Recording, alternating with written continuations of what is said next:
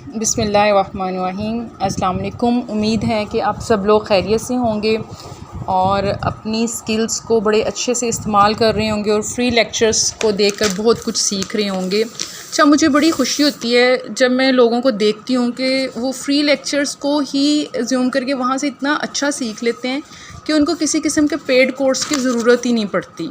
पिछले लेक्चर में हमने सीखा कि प्रोडक्ट को कैसे सिलेक्ट करना है, कौन सा क्राइटेरिया है जिसको सामने रख के हमने प्रोडक्ट का एनालिसिस करना है, हमने ब्रांड से अप्रूवल कैसे लेनी है, सप्लायर से कांटेक्ट कैसे करना है। और इसी लेक्चर में मैंने आपको बताया था कि मैं एक पूरा लेक्चर बनाऊंगी बाय बॉक्स के ऊपर। बाय बॉक्स असल में होता क्या है, इसका क्राइटेरिया क्या है, इसका एल्गोरिदम क्या है। अब FBA होलसेल में आपको पता है कि आप ऐसी प्रोडक्ट सेल कर रहे हैं जो ऑलरेडी लिस्टेड है, जो अमेज़ोन के ऊपर ऑलरेडी बहुत सारे सेलर्स उसको सेल कर रहे हैं। लिहाजा आपका मुकाबला उन्हीं लोगों के साथ है जो सेम प्रोडक्ट को सेम नाम के साथ सेल कर रहे हैं। लिहाजा देखने में तो मुश्किल नहीं लगता मुकाबला उनके साथ, लेकिन सिर्फ देखने की हद तक। आपने सीखना ये है कि इस प्रोडक्ट से हासिल होने वाला जो टोटल रेवेन्यू है, जो एक महीने में टोटल उसका रेवेन्यू जनरेट हो रहा है, उसमें से आपने अपना हिस्सा कैसे निकालना है। मतलब ये कि आपने बाय बॉक्स को कैसे अचीव करना है, वो कौन सा क्राइटेरिया है जिसके ऊपर बाय बॉक्स रोटेट करता है और अमेज़ोन अपने मुख्तलिफ सेलर्स को देता है।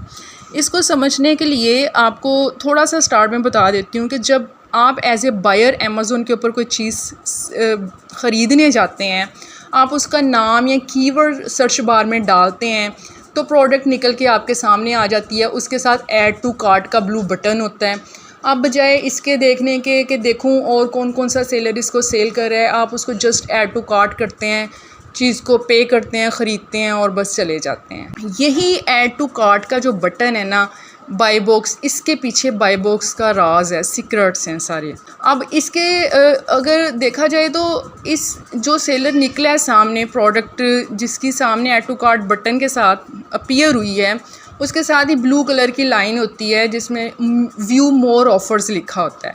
यानी कि आप मज़ीद लोगों को देख सकते हैं कि कौन कौन सा सेलर है और कौन कौन सा उसका एरिया है और वो शिपिंग किस तरह से दे रहा है, उसकी प्राइस किस तरह से है। सारे सेलर्स 15, 16 या 5, 10 जितने भी होते हैं। लेकिन किसी बायर के पास इतना टाइम नहीं होता कि वो एक एक को ओपन करके सारी ऑफ़र्स को चेक करे।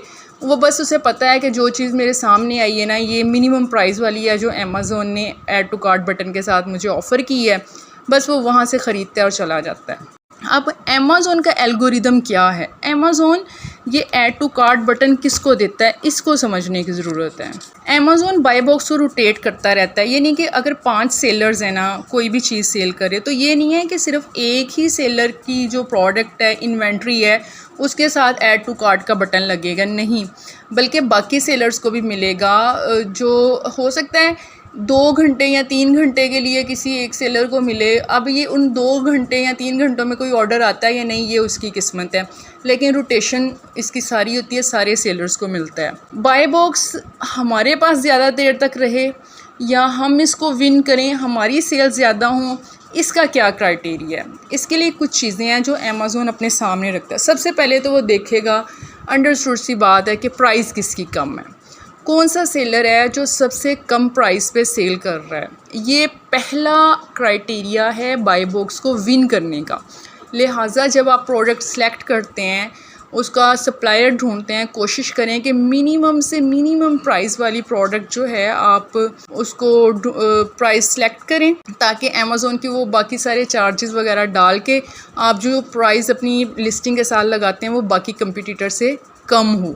या अगर कभी आपको प्राइस वार का सामना करना पड़े, ये नहीं है कि 1-2 पाउंड वाली प्रोडक्ट आपने लगा ली है खुशी खुशी कि इसमें 2 पाउंड्स का जो है मुझे प्रॉफिट मार्जिन बच रहा है, लेकिन जब बाकी सेलर्स अपनी प्राइस कम करते हैं और आप बैठ के सिर्फ मुंह देखते हैं कि अब बाय बॉक्स को मैं कैसे अचीव करूं, आपको प्राइस कम करना पड़ती है, यानी कि प्राइस वार में अपना पार्ट लेना पड़ता है। तो इस चीज़ को भी सामने रखना चाहिए। प्रोडक्ट इतने प्रॉफिट मार्जिन वाली होनी चाहिए, कम से कम 2 पाउंड 1.5 पाउंड का जो है ना लाजमी मार्जिन रखें कि अगर आप प्राइस वार में पड़ते हैं ना तो आपको कोई लॉस ना हो।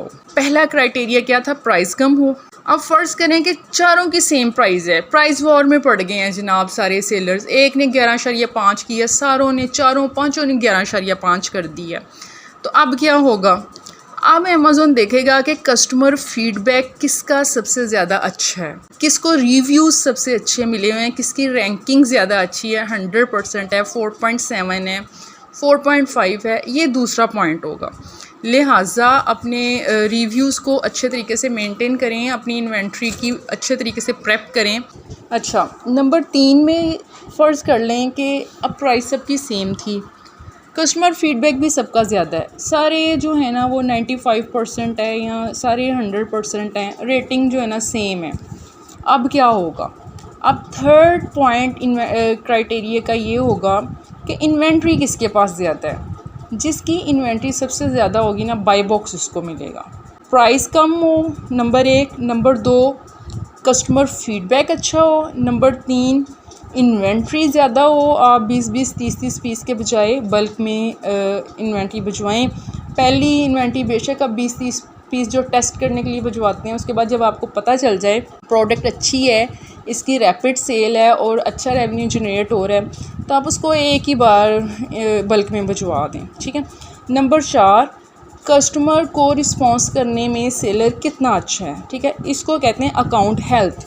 आपके डैशबोर्ड के ऊपर परफॉर्मेंस के नाम से की होती है, उसमें अकाउंट हेल्थ होता है।